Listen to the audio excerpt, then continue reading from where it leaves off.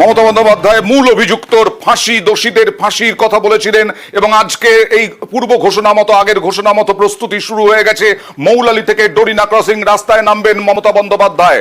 মমতা বন্দ্যোপাধ্যায় রাস্তায় নামছেন আজকে ডরিনা ক্রসিং পর্যন্ত, মৌলালী থেকে ডরিনা ক্রসিং পর্যন্ত অভিযুক্তের ফাঁসির দাবিতে, ধর্ষণ খুনে মূল অভিযুক্তের ফাঁসির দাবিতে এই মুহূর্তে সরাসরি চলে যাব। প্রস্তুতি কিরকম জানবো, প্রতিনিধি আবিরের সঙ্গে কথা বলবো। আবির, সামনে রেখে লাগাতার রাজনৈতিকভাবে রাজ্যের বিভিন্ন জায়গাতে তাদের যে কর্মসূচি তা পালন করা শুরু করছে। আজকে মমতা বন্দ্যোপাধ্যায় তিনি নিজে বিকেল 4টে শুরু করছেন। আজকে মমতা বন্দ্যোপাধ্যায় তিনি নিজে বিকেল 4টের সময় মৌলালী থেকে ডরিনা ক্রসিং পর্যন্ত তিনি মিছিল করবেন এবং মিছিলে তৃণমূল কংগ্রেসের তরফ থেকে দু ধরনের পোস্টার ব্যবহার করা হচ্ছে। এক হচ্ছে উই ওয়ান্ট জাস্টিস, দ্বিতীয়ত হচ্ছে সর্বোচ্চ শাস্তি অর্থাৎ ফাঁসির কথা।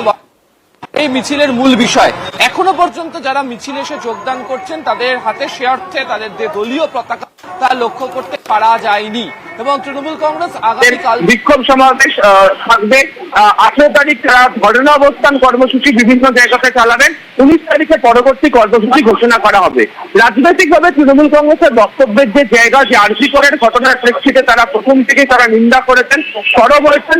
কলকাতা পুলিশ তদন্ত করতে নেমে প্রথমেই একজনকে গ্রেফতার করেছে এবং তারা নিজেরাই বলেছিলেন অর্থাৎ সর্বোচ্চ জায়গা থেকে যে রবিবার পর্যন্ত দেখা হবে, তার মধ্যে তদন্তের ক্ষেত্রে কোনো আপডেট না হলে কেন্দ্রীয় তদন্তকে দেওয়ার ক্ষেত্রে কোনো বাধা নেই। যদিও কলকাতা হাইকোর্টের নির্দেশে শেষমেশ কেন্দ্রীয় তদন্তকারী সংস্থায় এই কাজ শুরু করেছে।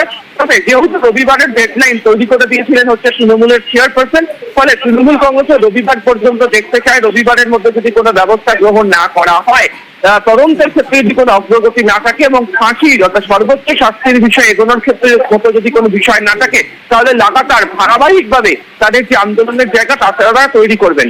রাজনৈতিক মহলের বক্তব্যের জায়গা দুটো। এক, প্রথমত হচ্ছে যে এই ধরনের সামাজিক অবক্ষয়ের বিরুদ্ধে যে শাসক দল রয়েছে সেটিকে প্রচারের আলোয় নিয়ে আসা। দ্বিতীয়ত, শুধুমাত্র কেন্দ্রীয় তদন্তকারী সংস্থাকে তদন্ত করার কথা বলে তদন্তের ক্ষেত্রে অগ্রগতি যদি না হয় সেই বিষয়কেও তারা সামনে তুলে ধরতে চায়। ফলে সেদিক থেকে দেখতে গেলে আজকের এই মিছিল রাজনৈতিক দিক থেকেও ভীষণ গুরুত্বপূর্ণ হতে চলেছে। ডেডলাইন দিয়েছেন সিবিআই কে, রবিবারের মধ্যে ফাঁসি দিতে হবে মূল অভিযুক্তকে মমতা বন্দ্যোপাধ্যায়। আর তার দাবিতেই আজকে রাস্তায় নামতে চলেছেন মৌলালী থেকে ডরিনা ক্রসিং।